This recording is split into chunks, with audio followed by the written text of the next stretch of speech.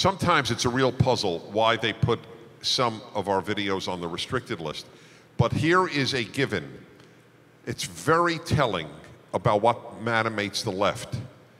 If the video celebrates America or celebrates Israel, it is immediately put on the restricted list. That really gives you an idea of whom they truly loathe, America and Israel. Wow. And that, by the way, I think that there are transcendent reasons for that, but that's not the point here. Can I just say, get some dimensions of how difficult this is going to be. There's a book called Left Turn, written by a professor who now teaches at George Mason University. He was at UCLA, but found that his positions were not particularly well received by his colleagues, and so he went to George Mason, where he is now. The book is called Left Turn.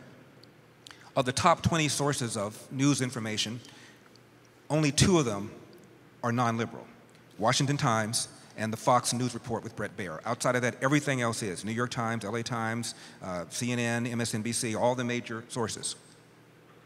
But he was the first person to try to quantify what conservatives would call the damage done by the left-wing media. It's one thing to whine about it and complain about it and point out instances where there's blatant bias. It's another thing to say, what does this really mean in terms of how people vote? How does the media influence how people vote? And there are only a handful of cities that have 2 major newspapers. One of them is Washington, D.C. The Washington Times is right-wing. The Washington Post is left-wing. They found houses that never subscribed to the Times and offered them free subscriptions. They found houses that never subscribed to the Post, offered them free subscriptions, to find out, after they had read these papers for a period of time, would it change their voting patterns? And it did.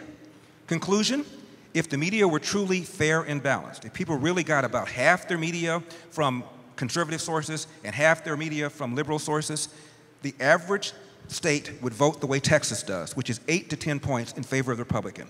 This is the impact of the left-wing media on how people think, how people reason, and how people vote.